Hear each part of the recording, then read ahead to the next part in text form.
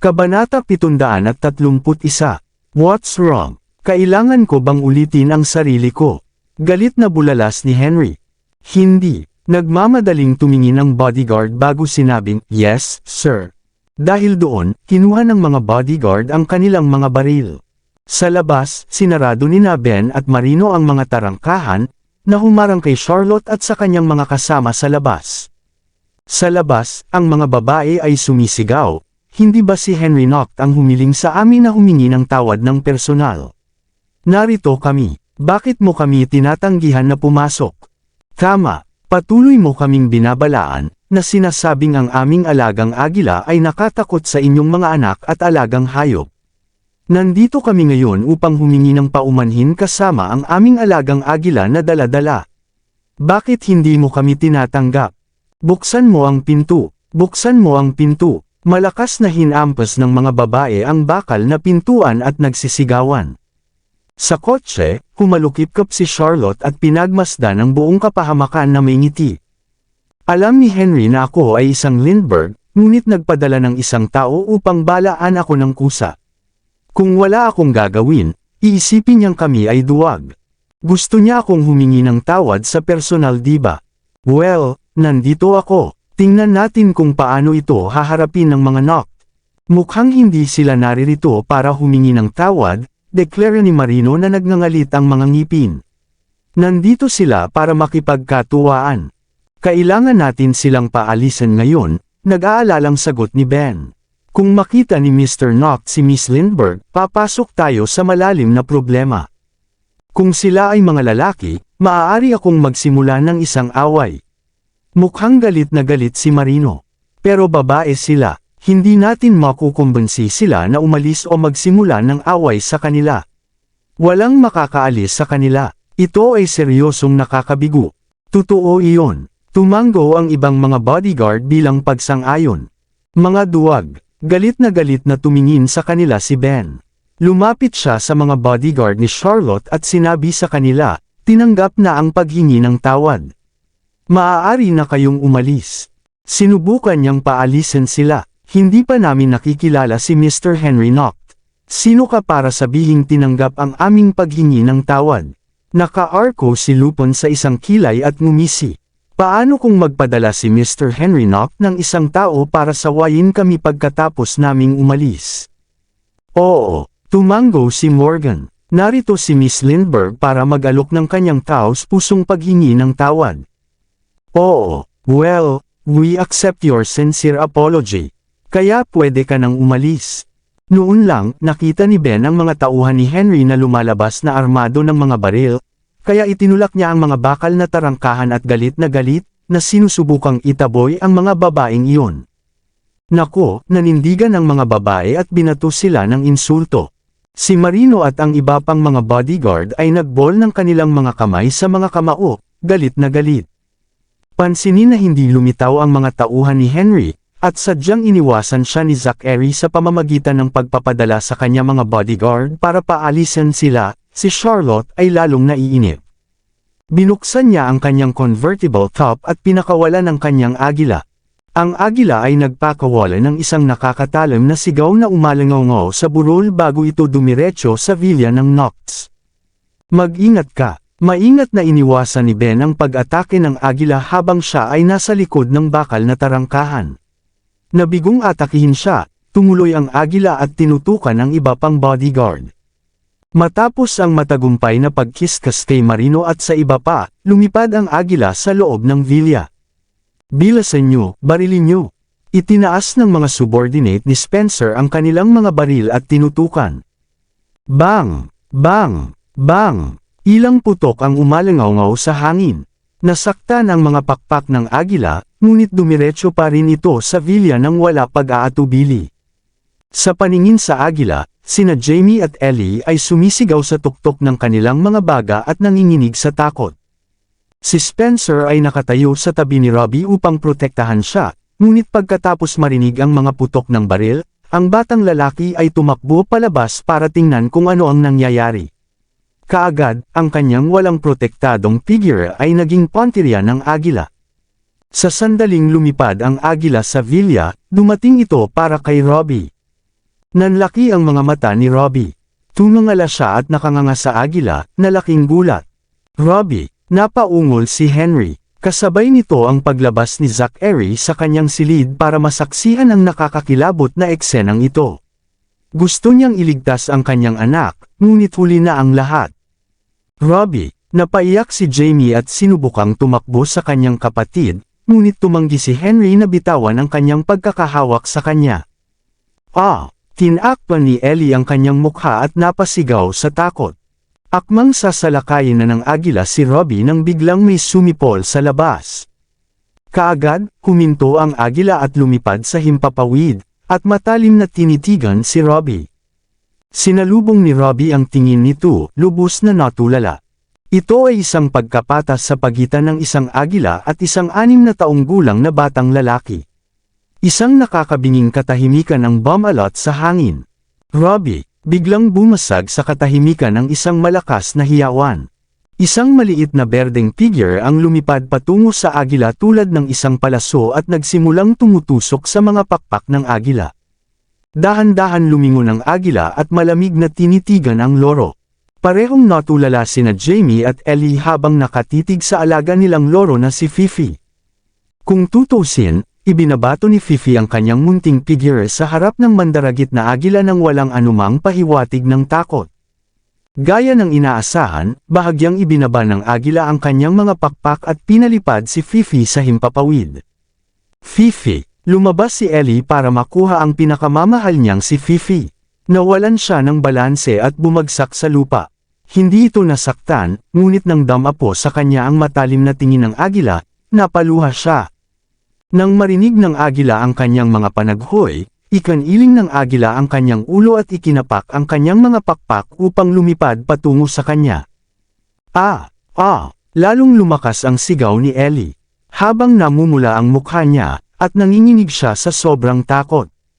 Humigpit ang pagkakahawak niya kay Fifi na halos mabali sa kalahati ang leeg ni Fifi. Sa oras na iyon, mabilis na bumaba si Zachary at tumayo sa harap ni Ellie sa isang proteksyon na tindig. Siya ay ibinato ang kanyang kamao sa agila. Pinikit ng agila ang tingin at sabay-sabay na lumipad palabas. Natuto na ito ng leksyon matapos itong suntukin ni Zachary noon. Ellie, Robbie, sabik na tinawag ni Henry ang kanyang mga apo sa tuhod. Ayos lang ba kayo? Hindi napigilan ni Ellie ang paghikbi habang nananatili ang pangamba sa kanyang puso. Sa labas, ang mahinang pagiyak ng mga bata ay tumusok sa puso ni Charlotte na parang isang putol na bakal, na naging sanhi ng kanyang pagniwi sa sakit. Pagtingin niya sa dibdib niya, napagtanto niyang may puwang sa kanyang puso, na parabang natalo siya sa isang bagay na mahalaga. Sa palagay ko nakalimutan ko ang isang bagay na mahalaga sa aking buhay. Malakas na tumili ang agila habang lumilipad ito palabas. Babarilan na sana ito ng mga tauhan ni Spencer, ngunit pinigilan sila ni Bruce. Tama na, kung may mangyari, ang kahihinatnan ay magiging kakilakilabot. Bumangga ang agila sa kotse na may dugong tumutulo mula sa mga pakpak nito. Nasaktan si Fifi. Napalitan ng galit ang ekspresyon ni Morgan nang makita ang dugo. Pumasok siya sa kotse at kinuha ang kanyang baril. How dare they bully us? Sisiguraduhin kung magbabayad sila. Tumigil ka. Biglang umungol si Charlotte. Natigilan si Morgan sa kanyang kinatatayuan at tumalikod sa pagkataranta. Miss Lindbergh. Bumalik na tayo, sabi ni Charlotte habang nakadikit ang isang kamay sa dibdib niya. Nakaigting ang kilay niya ng magkasama, tila siya ay nasa matinding paghihirap. Miss Lindbergh, anong problema? Naramdaman ni Lupin na may mali. Tara na, mahinang ungol ni Charlotte. Oo, sumakay agad ang lahat sa kani-kanilang sasakyan at umalis. Nang makita ang kanilang pag-alis, nakahinga ng maluwag si Ben. Nagmamadaling lumapit si Bruce at sinilip si Charlotte sa sasakyan. No wonder sabi mo kamukha niya si Miss Wind. Ito si Miss Wind, walang duda. Iniisip ko pa rin kung siya nga ba si Miss Wind. Kung hindi, bakit hindi niya nakilala ang kanyang mga anak? Nakakunot ang noo si Ben habang pinagmamasdan ang papaalis na convoy ni Charlotte. Iyon ay kakaiba. Naguguluhan din si Bruce. Tila kakaiba na si Charlotte ay maghihiganti sa mga bata, hindi mahalaga kung gaano siya kagalit kay Henry at Zachary. Malapit na iyon. Ang agila na iyon ay maaaring ang kanyang alagang hayop, ngunit ito ay isang mabangis na hayop. Masasaktan sana si Mr. Robbie kung hindi ito tumigil sa oras. Wala na ba? Nagmamadaling lumabas si Spencer para tingnan. Wala na, Mr. Spencer, ulat ni Bruce. Galit na galit si Mr. Knock, kaya mas mabuting maghanda kayo, mungkahi ni Spencer bago siya tumalikod upang pumasok sa bahay. Well, tapos na ako. Alam ni Ben na kahit na hindi ito tahasang binanggit ni Spencer, masasabi pa rin ni Henry. Ang kanyang mga nasasakupan ay nabigo na pigilan ang agila na lumipad dahil maraming beses silang hinarang ni Ben. Kaya, tiyak na ilalabas ni Henry ang kanyang galit kay Ben. Kailangan mo lang tiisin ang kaunting pamalo, aliw ni Bruce habang tinatapik ang balikat nito. Matanda na si Mr. Knock sapat na para walang lakas na gumuhit ng dugo. Dalhin ang bata sa silid, sabi ni Zachary habang kumikilos. Si Mrs. Ralston at ilang kasambahay ay sumugod upang dalhin ang tatlong bata sa silid. Hindi na umiiyak si Ellie. Bagkus, ang kanyang buong katawan ay malamig na parang yelo, at ang kanyang mukha ay walang kulay. Huwag kang matakot, nandito ako, magiging maayos din ang lahat. Niyakap siya ni Zachary at marahan siyang pinapakalma. Be a good girl and go rest in your room. Sasamahan na kita. Okay, bakas pa rin sa luha ang maliit na mukha ni Ellie, ngunit matapang siyang tumango. Umiling si Zachary at saka tumingin kay Robbie. Sumakit ang puso niya nang sabihin niya, ayos ka lang ba? Parang wala sa sarili si Robbie habang tahimik na umiling. Nakakatakot ang agila na iyon, bulong ni Jamie na nakahawak sa nanginginig na si Fifi. Kami noon ay natakot nang makarinig kami ng ingay sa sasakyan. Hindi ako makapaniwalang lumipad ito sa bahay ngayon. Umiling si Ellie, at napaiyak na naman siya. Huwag kang matakot, Ellie. I won't talk about it. Nagmamadaling inaliw siya ni Jamie. Daddy, kanino pag-aari ang agila? Tanong ni Robbie na nakakunot ang noo. I explain it to you later. Pumunta ka muna sa kwarto mo. Sabi ni Zachary habang hinahaplos ang ulo ni Robbie. Mrs. Ralston, sinamaan siya ng tingin ni Henry. Nagdala si Mrs. Ralston ng ilang kasambahay habang sinusuyo nila ang tatlong bata sa itaas. Kailan darating si Reyna? Tanong ni Henry kay Spencer. Tinawagan ko na siya, at sinabi niya na dinadala niya ang psychologist ng bata. Dapat nandito sila at malapit na, magalang na sagot ni Spencer. Mabuti, tumango si Henry at ibinaling ang atensyon kay Ben. Sabay-sabay, galit siyang sumigaw, lumuhod. Natakot si Ben, at dali-dali siyang lumuhod. Kasunod nito, lumuhod si Marino at ang 8 bodyguard sa 2 maayos na hanay. Ikaw din, tahol ni Henry habang nakatitig kay Bruce. Ako, natigilan si Bruce. Mr. Knock, hindi ko. Bago pa niya matapos ang pagsasalita, nakita niyang umiling-iling si Spencer at tinitigan siya. Agad niyang itinikom ang kanyang panga at napaluhod na rin sa isang malinis na kalabog. Ganun din, sumunod din ang 8 subordinate niya. Ang matalim na titig ni Henry ay sinuri ang grupo. Maya-maya, humarap siya kay Zachary at sinabing, "Tell me sa katotohanan ngayon. Anong nangyayari?" Kumunot ang noo ni Zachary, at ibinaba niya ang tingin. Pilit niyang pinapakalma ang kanyang emosyon. Noong nakaraan, itinago niya ang mga bagay upang maiwasan ang isang paghaharap sa pamilya Lindbergh. Ayaw niya na si Henry ay malaman ang pagkakakilanlan ni Charlotte. Gayunpaman, dumating si Charlotte sa bahay at nagdulot ng kaguluhan. Kaya naman, hindi magagawa ni Henry na huwag pansinin ang bagay. Matagal nang nasa industriya ng negosyo si Henry at natutong magbasa ng mabuti sa mga tao. Noon siya ang unang nakakita ng pilak na Rolls-Royce na iyon, at pinaghihinalaan niya na sila ay mula sa Lindbergh Corporation. Mamaya, siya ay nagpadala ng isang tao upang tingnan ang bagay, ngunit itinago ni Zachary ang lahat. Matagal na siyang naghinala na may higit pa sa kwento kaysa sa nakikita ng mata. Pagkatapos ng insidente ni Charlotte, itinigil ni Henry ang micromanage kay Zachary. Nakapikit ang isang mata niya, yun ang pinakamahalaga. Gayunpaman, hindi niya inaasahan na gagamitin ng Lindbergh Corporation ang pagkakataon upang pukawin sila. Bukod pa rito, hindi agad nahawakan ng mga tao ni Zachary ang sitwasyon, at sa halip, hinayaan nilang mangyari ito sa isang gulo.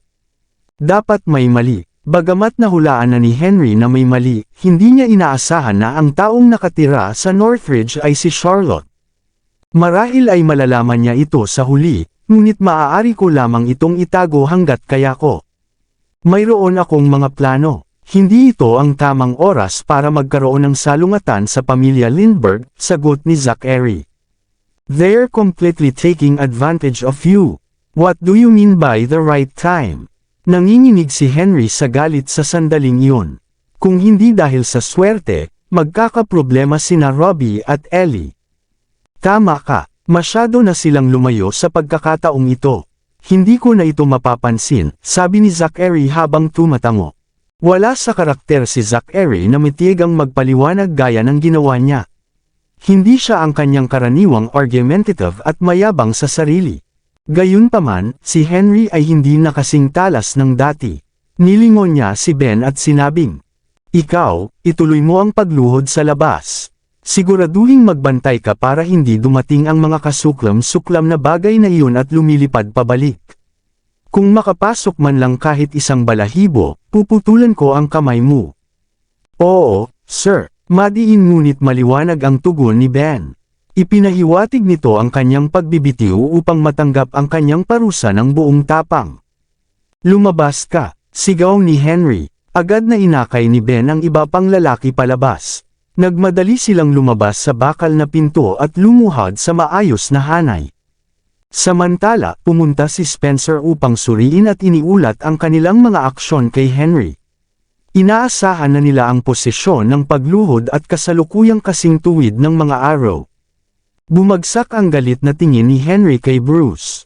"Mula ngayon, kung malaman kong may nililihim ka sa akin, agad kitang itataboy sa pamilya Noct." Kinilig si Bruce at tinapunan ng tingin na takot si Zachary. "Ang parusa ko ay mas malala pa kaysa kay Ben."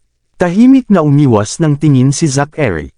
"Huwag mo siyang tingnan," sabi ni Henry kay Bruce habang malamig niyang tiningnan na parang mga punyal si Zachary. Nagsusumamong tumingin si Bruce kay Spencer, at bahagyang tumango ang huli. Pagkatapos, isinawsaw ni Bruce ang kanyang ulo at sinabing, "Tama ka, Mr. Noct. Naiintindihan ko. Umalis ka na," ngisi ni Henry. Agad namang napaatras si Bruce kasama ang kanyang mga tauhan. Bagamat hindi siya naparusahan, malayo ang banta at mas nakakatakot. Mula sa araw na iyon, alam niyang magiging mas mahirap ang kanyang buhay. "Samahan mo ako sa study room." Sinenyasan ni Henry si Spencer na itulak siya papasok sa study room, kasama si Zachary sa likod. Nang magsara ang pinto ng study room, itinuon ni Henry ang masamang tingin kay Zachary. "Kung may sasabihin ka, iluwa mo na. Bakit mo ako tinititigan?" Napataas ang kilay ni Zachary sa malalim na kunot. "Nagiging maluwag ka ba sa pamilya Lindbergh dahil pamilya sila ng babaeng iyon?" Tanong ni Henry sa kanyang apo sa mahinang boses. Natigilan si Zachary. "Wow! I was rack my brain for a possible excuse, pero naghatid ng isa si Lolo sa akin. Tama ba ako?" Napabuntong hininga si Henry. Bagaman miyembro siya ng pamilya Lindbergh, hindi siya kailanman naging miyembro na kinikilala bilang isa sa kanila. Wala siyang anumang emosyonal na kalakip sa kanila, kaya wala kang kailangang gagawin na mga allowance para sa kanila. Nanatiling nakababa ang ulo ni Zachary at napatikip ang mga labi. Mas mabuting magsabi ng kaunti ngayon dahil ang katahimikan ay ginto. Mag-isang gagawa ng dahilan si Lolo kung mananahimak na lang ako. Kailangan mong tandaan na ang pamilya Lindbergh ay ang ating pangunahing kaaway. Seryosong paalala ni Henry sa kanya. You can't allow your feelings to cloud your mind. Business is business, and if you make allowances sa kanila, ituturing kang madaling biktima. Ang bawat buhay na nakatali sa Noct Group ay responsibilidad mo. Ikaw ay nasa singil sa pagbangon at pagbagsak ng kumpanya at sa kinabukasan ng tatlong batang iyon. Paulit-ulit na narinig ni Zachary ang mga salitang iyon sa paglipas ng mga taon. Kabisado na niya ang mga ito sa ngayon.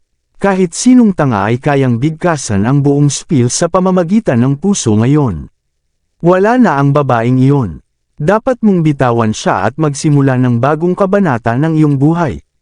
Ito ang unang pagkakataon sa loob ng 2 taon na binanggit ni Henry ang paksa. Kabanata 735. Sa nakalipas na 2 taon, iniwasan nila ang paksa upang mapanatili ang kanilang relasyon. Bagamat nagkaroon ito ng nerbiyos para kay Zachary, hindi pa rin niya mahanap sa kanyang sarili na sisihin si Henry. Ano ang dapat kong gawin? Hindi ko kayang patayin si Lolo. Maaari ko lamang i-exact ang aking paghihiganti sa pamamagitan ng aloofness. Alam kong galit ka sa akin. Isang malalim na buntong hininga ang pinakawalan ni Henry. Gayunpaman, ang galit sa akin ay hindi magbabago ng anuman. Ikaw ay hindi siya maibabalik. Maaari mo lamang ibuhos ang lahat ng iyong emosyon sa 3 bata, ngunit huwag sayangin ang alinman sa mga ito sa pamilya Lindbergh. Alam ko na ang gagawin. Sa wakas ay umirap si Zachary. Sigurado ka, halatang hindi kumbinsido si Henry. Pagkatapos noon, tahimik na kumunat ang noo ni Zachary sa kanya. Parang silent protest niya. Okay. Walang magawa si Henry. You better know what to do. Otherwise, I'll squeeze the life out of the Lindbergh family kung ito na ang huling gagawin ko. Pagbabanta ni Henry. Matapos huminto saglit, lumingon siya ng matalim kay Zachary. Alam mo na wala ito sa aking kalikasan para magpakita ng awa. Alam ko. Siyempre, malay ko. Nagsimulang makipaglaban si Lolo sa pamilya Lindbergh sa panahon ng kanyang kapangyarihan. Siya ay pinagbawalan si tatay na makipagkapatiran kay Isabella at nagresulta sa trahedyang iyon. There's no way he'll be letting his guard down pagdating sa akin. Pinagbabawalan niya akong gumawa ng koneksyon sa alinman sa kanila. I bet hindi niya inasahan ang kanyang sarili na mabibigo pagkatapos ng lahat ng pag-iingat na ginawa niya. Nang makilala siya ni Zachary sa Horrington, tila hindi siya kaanib sa pamilya Lindbergh. Maliit ang ginawang alam niyang hiwalay na siya sa pamilya. Sa huli, ipinanganak pa niya ang 3 sa kanyang mga anak. Ito siguro ang ibig nilang sabihin na nakulong ng tadhana. Umalis ka na, seryosong utos ni Henry. Sasadyain ni Zachary na hikayatin si Henry na bumalik sa M-Nation. Gayunpaman, ang mga salita ay tila nakabara sa kanyang lalamunan. Alam niya ang ugali ni Henry, at walang paraan na papayag siyang bumalik pagkatapos ng araw na ito na pangyayari. Ang kanyang 3 apo sa tuhod ay natakot sa kaibuturan, kung tutuusin. Mas mabuting bigyan ko ito ng ilang oras. Lumabas si Zachary ng study room para makita si Reyna na dumating kasama ang mga doktor. Mabilis siyang yumuko kay Zachary bago umakyat sa itaas para alagaan ang 3 bata. Nag-aalala si Henry na matroma ang mga bata sa pangyayari ngayon. Kaya naman, sinabi niya kay Spencer na papuntahin si Reyna na lumapit. Umakyat si Zachary sa hagdan at pinagmasdan ang mga bata mula sa pasukan ng study room. Sa sandaling tinasa ni Reyna at ng mga psikologo ng bata ang kagalingan ng pag-iisip ng mga bata, inutusan nila ang mga bata upang ilarawan ang karanasan na parang nagkukwento sila. Inilarawan nina Jamie at Ellie ang karanasan na parang pinag-uusapan nila ang plot ng isang cartoon na mayroon sila na napanood. Naibsan ng pamamaraang ito ang ilan sa kanilang takot nang matingkad nilang binuhay ang insidente. Hindi nagtagal, napuno ng kanilang tawanan ang study room. Nang marinig iyon, ngumiti si Zachary at tumalikod na para umalis. Ang mga Noct ay hindi madaling matakot. Aalis ka na ba, Mr. Noct? Mabilis na sinundan ni Bruce si Zachary. Dahil pinarusahan siyang lumuhad ngayon, kailangan niyang dumikit kay Zachary. Hinihintay ako ni Luis. Napatingin si Zachary sa kanyang relo. Punta muna tayo sa Prince Hotel. Oo, sir. Sa study room sa 2nd palapag, nakatayo si Robbie sa tabi ng bintana. Na may problemang ekspresyon, pinanood niya ang sasakyan ni Zachary na papalayo. Anong problema, Robbie? Napansin ni Reyna na mabilis na nakarecover sina Jamie at Ellie, habang si Robbie ay tila na-distract. Ito ay parang naglagay siya ng mga pader para ilayo ang mga psychologist ng bata. Wala, tumalikod na si Robbie at lumabas. Robbie, saan ka pupunta? Tanong ni Jamie. Babalik sa kwarto ko. Nang bumalik si Robbie sa kanyang silid, kumuha siya ng bagong mekanikal na kalapati at pinalaya ito sa labas ng kanyang silid na bintana. Minamaniobra niya ito sa North Villa dahil gusto niyang malaman ang pagkakakilanlan ng tao na dumating upang magsimula ng gulo. Bakit nasa binti ng agila ang singsing ni Mommy? Walang ibang nakapansin na may rhodium ring sa paligid ng binti ng agila. Ang singsing na iyon ay singsing sa kasal nina Charlotte at Zachary. Marahil ay walang ibang nakapansin na nang lumipad ang agila patungo kay Robbie, at isang sipol ang maririnig. Maya-maya, huminto ang agila at nagpasada sa harap niya. Nakapose siya sa tamang anggulo para mapansin ang singsing. Sa sandaling iyon, magkahalong takot at pagtataka ang naramdaman ni Robbie. Pagkatapos ng insidente, abala ang lahat sa pagsisikap na hawakan ang resulta. Ngunit si Robbie ay natupok, at iniisip tungkol sa singsing. Hindi siya tinamaan ng takot o trauma. Iniisip lang niya kung paano natapos ang singsing ng kanyang ina sa ibabaw ng agila. Ano ang nangyayari? Ang agila na iyon ay pag-aari ng may-ari ng Northridge. Kung malalaman ko kung sino siya, masusundan ko ang landas patungo kay Mommy.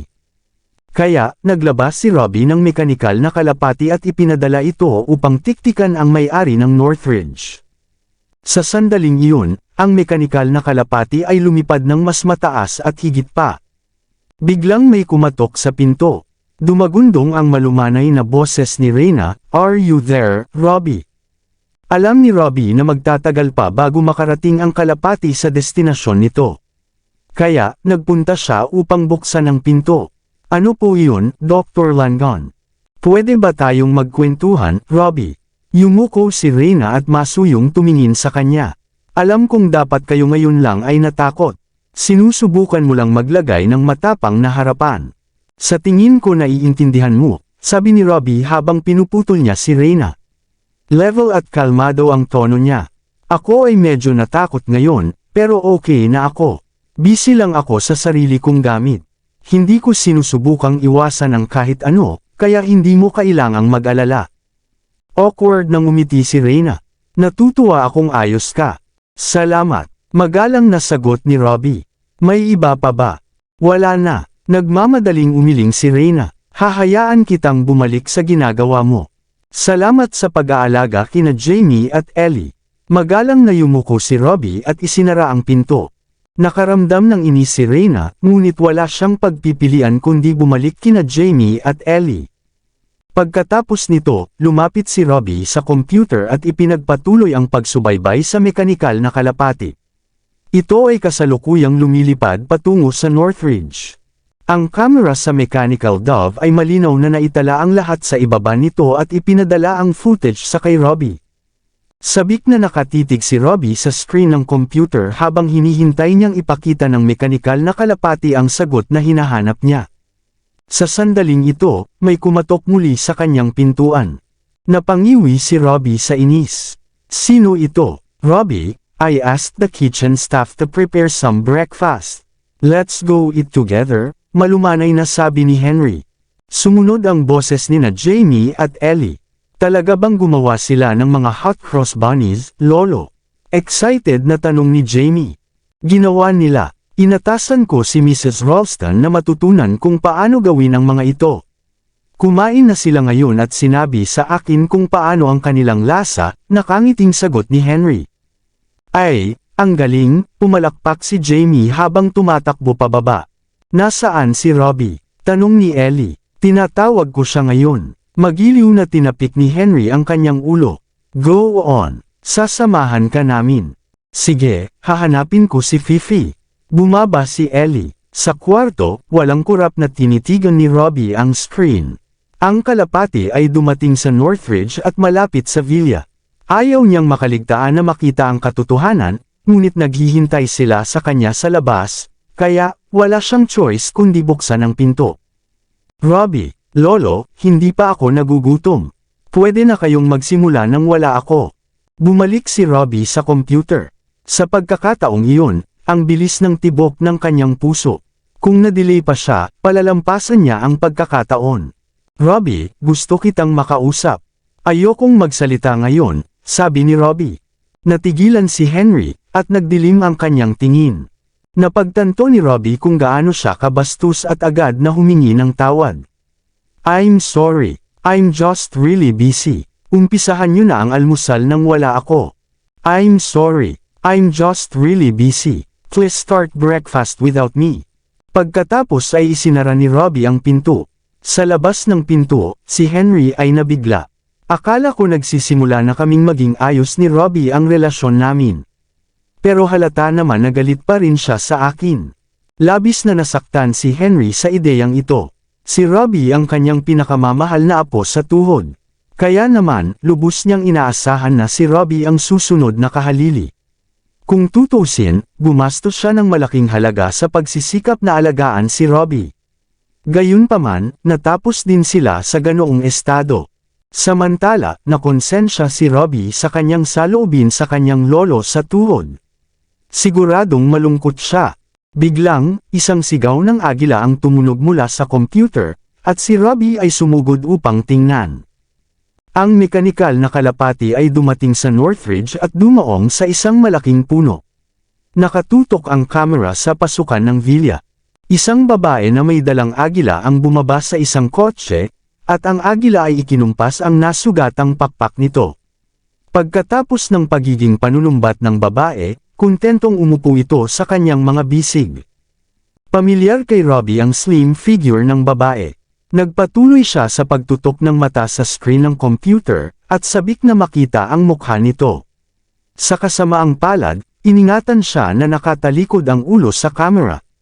Pagdating niya sa pinto, bigla siyang huminto at lumingon.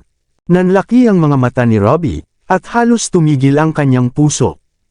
Nako, tinakpan ng pakpak ng agila ang mukha ng babae.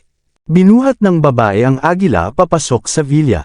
Maya-maya, tumingin ang isang babaeng bodyguard sa direksyon ng mekanikal na kalapati na may isang pares ng binocular. Parang may hinahanap siya. Upang maiwasang makita ito, nilagyan ni Robbie ng camouflage ang mechanical dove na teknolohiya niya. Kaya naman, walang nakakita sa mekanikal na kalapati na nakatago sa mga dahon. Gaya ng inaasahan, hindi napansin ng babaeng bodyguard ang kakaiba. She then walked away na may hawak na binocular, at ang iba pang mga bodyguard ay nagsimulang mag-asikaso sa kanilang mga gawain. Gayunpaman, desperado si Robbie na malaman ang katotohanan. Kaya, itinatago niya ang mekanikal na kalapati sa may puno. Malalaman niya ang katotohanan sa sandaling lumabas ang babae sa villa. Sa kabila ng ilang oras na panunood sa screen, hindi nagpakita ang babae. Isinara pa nila ang pinto. Mukhang hindi na siya lalabas sa lalong madaling panahon. Gayunpaman, patuloy na nanunood si Robbie habang nananabik siya sa katotohanan. Sa sandaling ito, may kumatok muli sa kanyang pintuan. Hindi nakaimik si Robbie. Sino ito? Sambit niya. Robbie, ako ito, sabi ni Jamie. Come in, sabi ni Robbie habang siya ay nakaka-relax. May dalang tray si Jamie. Sa tray ay isang plato ng mainit na cross bunnies at isang baso ng gatas. Robbie, natutunan ni Mrs. Ralston kung paano gumawa ng mainit na cross bunnies. Nag-ipon ako ng ilan para sa iyo. Tikman mo. Salamat. Napatingin si Robbie kay Jamie bago ibinalik ang atensyon sa screen ng computer. Sa wakas ay nagtagumpay si Mrs. Ralston pagkatapos ng napakaraming pagtatangka. Ungol ni Robbie. Ano? Natigilan si Jamie. Kayo at si Ellie ay pumapasok sa paaralan ng napakaaga, kaya hindi mo nakita si Mrs. Ralston na nagsasanay kung paano gumawa ng mainit na cross bunnies araw-araw. Pinakain niya ang mga nabigo sa ibang mga katulong, at iniluwa nila ang mga ito ng maraming beses. Nakatingin pa rin sa screen si Robbie habang nagsasalita. Bumungad kay Jamie ang realisasyon. Kanina ko lang pinuri si Mrs. Ralston, at parang siya ay nahihiya. Sinabi niya sa amin kung paano siya nagtagumpay lamang pagkatapos mabigo ng maraming beses. Oo, 38 beses. Nataranta namang tumanggo si Robbie. Napakabait ni Mrs. Ralston. Robbie, ayaw mo bang subukan? Inilapag ni Jamie ang tray ng almusal sa harap kay Robbie. Inabot ni Robbie at kinuha ang isang mainit na cross bunny. Kumagat siya at napabulalas. Yummy. Mangyaring pasalamatan si Mrs. Ralston para sa akin. Napaawang ang bibig ni Jamie, at hindi niya maiwasang magtanong, bakit ka ba nagkakaganito, Robbie? Ano? Natigilan si Robbie. Mahal na mahal tayo ni Lolo at Daddy. Maganda rin ang pakikitungo ni Mrs. Ralston at Dr. Langon sa atin. Kaya bakit tinatagwan mo silang lahat? Ito ang unang pagkakataon ni Jamie na talakayin ang bagay na ito ng seryoso kay Robbie. Sa katunayan, si Robbie ay isang ganap na ibang tao sa kanyang karaniwang walang kabuluhang sarili. Bigla siyang naging matigas. Sa pagtingin sa maliit na mukha ng kanyang kapatid, naramdaman ni Jamie na si Robbie ay naglabas ng isang aura ng pagkalalaki. Hindi pa, panimulan ni Robbie, pagkatapos ay nagmuni-muni. My personality's always been rather neutral. I'm not as masigla na gaya mo. Hindi, umiling si Jamie, taimtim na sinabi. Lagi kang mas matalino at mas mature kaysa sa akin kahit noong kasama pa natin si Mommy. Pero tumatawa ka pa rin at nagbibiro. Malapit ka kay Lolo masyado. Ang tagal na kitang hindi nakikitang ngumiti. Now that Mommy's not around, I can't bring myself to smile, sagot ni Robbie sa mahinang boses, ang kanyang mga mata ay namumula. Napayuko si Jamie sa kalungkutan. Natahimik siya saglit, saka sinabing, malungkot din kami ni Ellie. Wala na si Mommy, ngunit hindi namin ito mailalabas sa kay Lolo. Wala itong kinalaman sa kanya. Kumunot ang noo ni Robbie pero walang sinabi. Siya lang ang naging saksi sa huling pagkakataon ni Mommy na kasama nila. Malinaw na pinagbantaan siya ni Lolo. Hindi tumigil sa paninisi si Robbie sa kanyang sarili sa pagtitiwala sa kanyang lolo. Kung pinigilan ko lang siya, kung hindi lang ako umalis sa tabi niya. Nawalan ng pag-asa si Robbie sa lahat ng mga benepisyo ng pagbabalik tanaw. Marahil ay hindi mangyayari ang trahedya noon. Walang paraan na masasabi niya ang lahat ng ito kina Jamie at Ellie, bagaman. Nilamon niya ang katotohanan sa katahimikan, at ito ay mabigat sa kanyang puso na parang isang bato. Hayaan silang mamuhay sa maligayang kamangmangan. Iyon lang ang paraan para patuloy silang maging masaya. Namumula ang mga mata ni Lolo, at hindi siya nakikinig sa lahat ng oras na kinakausap ko siya, at nakatingin lang sa malayo, pighil ni Jamie. He was trying so hard to get you to like him. Bakit mo siya pinakitunguhan ng ganitong paraan? Mayroon akong kailangang asikasuhin ngayon lang, panimulan ni Robbie. Bigla siyang napaupo sa dismaya, at biglang nagsimulang bumuhos ang mga patak ng ulan sa labas ng bintana. Ang kanyang mekanikal na kalapati ay nakatago pa rin sa punong iyon. Wala itong panganib na matuklasan sa sandali.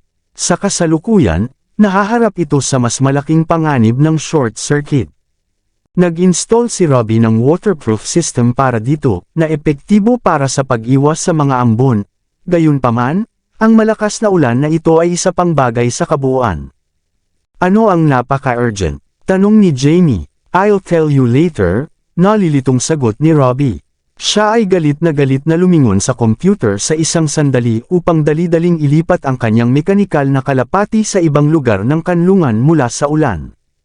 Robbie, sigaw ni Jamie sa inis. I'm talking to you. Hindi ka ba medyo masungit?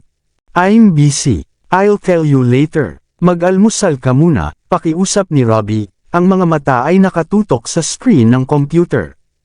Nababaliw na talaga ako. Deklara ni Jamie, nakaakbay ang kanyang mga braso. Tumakbo siya palabas ng kwarto. Sinulyapan ni Robbie ang papaalis na figure ni Jamie, pagkatapos ay bumalik sa kanyang computer. Maghintay hanggang makuha ko si Mommy pabalik. Hindi ka magagalit kung ganoon. Bumalik si Charlotte sa kanyang silid matapos gamutin ang mga sugat ni Fifi. Hinawi niya ang blinds at tumingin sa labas sa makulimlim na kalangitan. Ang kanyang puso ay lamaking kasing bigat ng maitim na ulap na nagtipon sa abot tanaw. Naalala niya ang mga daing na narinig niya sa tirahan ng mga knock noon. Sumakit ang puso ni Charlotte para sa mga bata. Bakit ganito ang nararamdaman ko? Pagtataka ni Charlotte, Siya ay naguguluhan sa kung gaano siya emosyonal na nakakabit.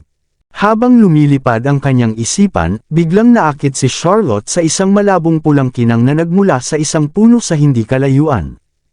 Agad niyang inilabas ang kanyang binocular.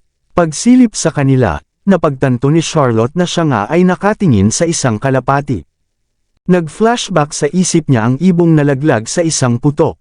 Sa paghihiwalay nito, siya ay nagkaroon na natuklasan na ito ay talagang isang mekanikal na kalapati.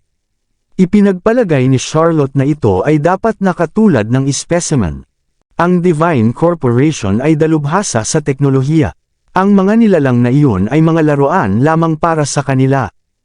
Napangisi si Charlotte. Ginagamit ba ni Zachary ang mga larwang ito para tiktikan ako? Ang childish niya. Itinaas niya ang kanyang baril at naghanda upang ipahamak ito sa parehong kapalaran na dinanas ng hinalinhan nito. Gayunpaman, isa pang ideya ang sumagi sa kanya. Kung ang intensyon ni Zachary na tiktikan ako, marahil ay dapat ko siyang kunin sa isang sakay. Ibinaba ni Charlotte ang kanyang baril. Panay pa rin ang pagbuhos ng ulan. May kumatok sa pinto, at pumasok si Lupin na may dalang kaldero ng mainit na tsaa. Miss Lindbergh, uminom ka ng mainit na tsaa para magpainit ang iyong sarili. Pumunta ka at kumuha ng isang tao upang isara ang lahat ng mga bintana, utos ni Charlotte. E-cancel ang lakad ngayon. Ako ay magpapahinga ngayon. Oo, Miss Lindbergh. Maraming salamat sa lahat ng sumusubaybay. Please subscribe and follow my YouTube and Facebook channel, Filipino Novel. Maraming salamat po. Nanatili si Robbie sa kwarto, hindi umaalis sa computer ang mga mata. Hinihintay niya ang residente ng villa upang lumitaw upang makitang mabuti ang kanyang mukha. Pero pagkaraan ng mahabang panahon, wala na siya para makita. Bilang karagdagan, ang mga bintana ng villa ay lahat na nakasara. Ang tanging tanawin na alam ng mekanikal na kalapati ay ang mga pader na bato ng villa. Naramdaman ni Robbie na kumalam ang tiyan niya. Dinampot niya ang mainit na crossbody sa mesa at kinain, sinundan niya ng gatas. Pagkatapos ay pinagpatuloy niya ang pagmamasid sa screen. Bago niya namalayan, tanghali na, at si Mrs. Ralston ay kumatok sa pinto, at tumatawag, Mr. Robinson, oras na para sa tanghalian. Masakit ang mga mata ni Robbie, at siya ay nagugutom. Gayunpaman, hindi niya sasayangin ang pagkakataong ito. Sumigaw siya sa pintuan, Mrs. Ralston, maaari mo bang dalhin ang pagkain dito? Sa kwarto ako kakain. Nakipagpalitan ng tingin si Mrs. Ralston kay Henry, na nakatayo sa likuran niya. Tumango si Henry. Sa kanyang pahintulot, sumasang-ayon si Mrs. Ralston, sige, ihahanda ko ito. Napatingin si Robbie sa screen. Hindi sila maaaring manatili doon magpakailanman. Si Mrs. Ralston ay muling lumitaw kasama ng tanghalian. Pagpasok sa silid, nakita niya si Robbie na nakatanim sa harapan ng computer. Mr. Robinson, sasakit ang mata mo kung patuloy kang nakatitig sa screen ng computer. Halika at mag-lunch ka muna, she chided. Okay, salamat, Mrs. Ralston. Umikot si Robbie sa kanyang upuan para harapin siya. Pwede bang dalhin mo dito sa akin, please? Ilalapag na sana ni Mrs. Ralston ang pagkain sa mesa. Naniniwala siya na ang study table ay hindi angkop na lugar para sa pagkain ngunit sumunod pa rin. Salamat, Mrs. Ralston. Inabot ni Robbie ang kanyang pagkain at nagsimulang kumain ng may sarap. Kumain ng mas maliliit na kagat. Huwag magmadali sa iyong pagkain, malambing na sabi ni Mrs. Ralston. Subukan mo rin ang juice na bagong piga. Okay, walang sawang tumango si Robbie. I'll call for you kapag tapos na ako sa pagkain. Don't worry about me. Sige, sabi ni Mrs. Ralston at lumabas ng silid. Ipinagpatuloy ni Robbie ang kanyang pagbabantay sa computer. Tahimik pa rin ang lahat sa villa. Sa kabila noon, si Robbie ay walang kibo. Matatag siya sa kanyang paniniwala na kung sino man ang nasa loob ay kailangang lumabas minsan. Dumating at umalis ang nalalabing bahagi ng araw nang walang gaanong kasayahan. Nang sumapit ang gabi, nahiga si Robbie sa mesa sa pagod at nakatulog.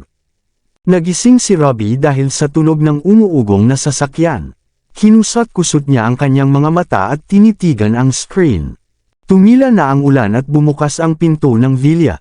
Pumila ang 8 babaeng bodyguard sa harap ng pinto na may dalang itim na payong. Sa kanilang maayos na hanay, nakagawa sila ng silungan sa ulan. Isang babaeng nakasuot ng itim na suit ang nagmarcha palabas ng villa. Bumilis ang tibok ng puso ni Robbie. Mabilis siyang sumandal at muntik nang mabutas ang screen ng computer sa kanyang tingin. Ang figurang nakita niya noong umaga ay parang kay Mommy lang. Ang kanyang pagnanais na makakuha ng isa pang sulyap sa kanya ay napalitan ng pagod at gutom. Ang buong araw na ginugol ni Robbie sa paghihintay ay isang ganap na paghihirap. Ngayon na ang kanyang layunin ay sa wakas ay lumitaw sa harap ng kanyang mga mata, tumanggi si Robbie na kumurap sa takot na may kulang. Gayunpaman, tinakpan ng mga payong ang tuktok na kuha ng kalahati ng kanyang mukha mula sa sabik na mga mata ni Robbie. Walang anumang masasabi niya sa nag-iisang sliver na tumambad. Naging galit na galit si Robbie. Dali-dali niyang inayos ang anggulo ng mekanikal na kalapati, na sinusubukang gawin itong lumipad pababa at ang pag-asa na mapansin ang mukha ng babae. Hindi ito ang pinakabanayad na bagay na dapat gawin, ngunit hindi gaanong nagmamalasakit si Robbie. Iisipin niya ang mga kahihinatnan pagkatapos. Ang mekanikal na kalapati ay matayog na bumaba, lumapag sa isang puno sa baka na lamang ng pintuan. Paunti-unti, ito ay nagsiwalat ng babae sa halos dramatikong paraan. Kung makikita ko lang ang mukha niya. Napabuntong hininga si Robbie. Mariin niyang tinitigan ang screen na ilang pulgada na lang ang layo ng mukha niya rito. Ang kanyang munting kamay ay nakakuyom habang galit na bumubulong sa sarili, bilis, bilis. Ang frame ay patuloy na lumulubog ng pababa, palapit ng palapit. Nakita ni Robbie ang kanyang bibig, ang dulo ng kanyang ilong. Biglang narinig ni Robbie ang isang agila na sumisigaw sa itaas. Bumaba ito, itinuro ang matalim na tingin diretso sa camera. Nakasuot ito ng nakamamatay na galit. Napaatras si Robbie sa sobrang takot. Kasabay nito, ang screen ay nawala sa isang blanko na puti. Nanlaki ang mga mata ni Robbie at napanganga siya sa screen, na nagulat. Inatake ng agila na iyon ang aking pangalawang mekanikal na kalapati. Kabanata 740, hindi nagalit si Robbie gaya ng dati. Lalong dumami ang pakiramdam na bumangon sa loob niya katulad ng isang pakiramdam ng pagkawala. Gayunpaman, ito ay tila isang promising lead sa kinaroroonan ni Mommy. Nabuhay muli ang pag-asa sa loob ng puso ni Robbie, at naramdaman niya ang panibagong pakiramdam ng sigla na damaloy sa kanya. Bata pa si Robbie, ngunit alam niya na mas maraming bagay ang natatakpan ng lihim, mas marami ang naghihintay na matuklasan. Siya ay determinado upang makakuha ng ilalim na mga bagay. Ano ba ang kailangang gawin ng babaeng taga Northridge na iyon kasama si Mommy? Bakit kamukha ni Mommy ang figure niya? Higit sa lahat, bakit nasa kanya ang singsing ni Mommy? Gayunpaman, naalarma siya ngayon sa mga aksyon ni Robbie. Hindi niya kayang maging walang ingat. Habang malalim ang iniisip niya, may kumatok sa pinto na sinundan ng boses ni Zachary na sumisigaw, "Robbie, pwede ba akong pumasok?"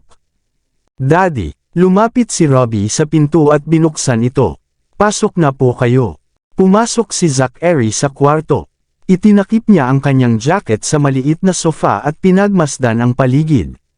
"Ginawa ni Reyna ang silid na ito para sa iyo noong ikaw ay 3.5 taong gulang. Ngayong mas matanda ka na, gusto mo ba ng revamp?" "Hindi, gusto ko ng ganito," sabi ni Robbie, sabay abot ng isang tasa ng fruit juice kay Zachary. "Prutas juice lang, gatas, at yogurt. Walang alak dito." "Ha?" Napabuntong hininga si Zachary. "Maghintay hanggang sa paglaki mo. Maglalagay ako ng minibar dito para sa iyo." "Ilang taon na ba ako?" tanong ni Robbie, na binuhusan ang sarili ng isang baso ng gatas. Ikanawit ni Zachary ang kanyang baso ng fruit juice sa gatas ni Robbie. Bumaba ang tingin niya kay Robbie at sabi niya, "Mentally and intellectually, you're already pretty grown up. But your body is still that of a child, kaya isa ka pa ring bata." "Salamat," sabi ni Robbie, at tinanggap ito bilang papuri. Nagreklamo sina Jamie at Ellie na ang kanilang mga silid ay masyadong bata para sa kanila. Mapilit silang ma-renovate ito. Ayos ka ba talaga sa pagpapanatili sa iyo sa paraang ito? Tanong ni Zachary. Oo, sagot ni Robbie, na tumingin sa paligid ng kanyang silid. Dama po ang tingin niya sa nakasabit na larawan ng pamilya sa pader. May mga bakas pa rin ang kwartong ito ni Mommy at Mrs. Berry. Dahil dito, natahimik si Zachary. Nang umalis si Charlotte sa lahat ng mga taon na iyon, si Robbie lang ang nag-iisa ay nakita na siya. Kaya't si Robbie ay may mas maraming nostalgic na damdamin kaysa kay Jamie o Ellie. Si Robbie ay mas mature na kaysa sa ibang mga batang kaedad niya. Nagawa niyang pagsamasamahin ang mga bagay-bagay kahit na ang pangyayari ay hindi niya maintindihan noong nangyari ito. Kaya naman alam ni Robbie, ang katotohanan na si Henry ang nagpilit kay Charlotte na umalis. Ang sama ng loob ni Robbie kay Henry ay lubos na makatwiran. Bakit ang aga mong bumalik ngayon? Tanong ni Robbie, iniba ang usapan sa pagtatangkang gamaan ang mood. Tumawag si Mr. Spencer para sabihin na nagkulong ka sa iyong silid buong araw nang hindi gumagawa ng kahit isang hakbang sa labas. Labis na nag-aalala sa iyo ang lolo mo. Wala siyang kinakain o ininom, sagot ni Zachary na makahulugang nakatingin kay Robbie. Ha, bakit hindi kumain o uminom si lolo? Natigilan na tanong ni Robbie. Naging abala ako sa paggawa ng mga bagay sa kwarto ko. Nag-lunch ako. Nag-aalala lang si lolo sa iyo. At the same time, nakaramdam din siya ng guilt sa iyo. Natigilan si Zachary. Ito ang unang pagkakataon na hinarap niya si Robbie tungkol sa bagay na ito. Gayunpaman, si Zachary ay hindi kailanman talagang mahusay sa mga salita. Nalilito siya kung paano tatapusin ang pabigla-bigla niyang nasimulan. Nakaramdam ng sama ng loob si Zachary kay Henry at kadalasan ay naglalayo rin siya. Paano siya makakaasa kay Robbie upang ilagay sa isang harapan ng pagmamahal para sa kay Henry kapag kahit si Zachary ay hindi maaaring dalhin ang kanyang sarili na gawin ito? So, kumunot ang noo ni Robbie. Ano ang gusto mong sabihin sa akin? Treat it as if you are doing Daddy a favor. Bisitahin si Lolo, sabi ni Zachary, malumanay na ginugulo si Robbie sa buhok. Siya ay nagkakasundo sa maraming taon at kung hindi siya kumain, masisira niya ang kanyang katawan. Sige, pupunta ako, mahinang sabi ni Robbie. Ngunit may isang bagay na nais kong hilingin sa iyo na matagal na, Daddy. Ano ito? Masiglang tanong ni Zachary. Bakit hindi mo protektahan si Mommy? Tila tumagos ang malinaw na tingin ni Robbie kay Zachary. Bakit mo siya iniwan? Bumaba ang tingin ni Zachary. Ang mga alaala ng nakaraan ay pumasok sa kanyang isipan, at sumisigaw. Hindi naman sa hindi ko ginawang protektahan siya. Hindi ko lang ito nagawa ng maayos. Hindi ko rin siya pinabayaan.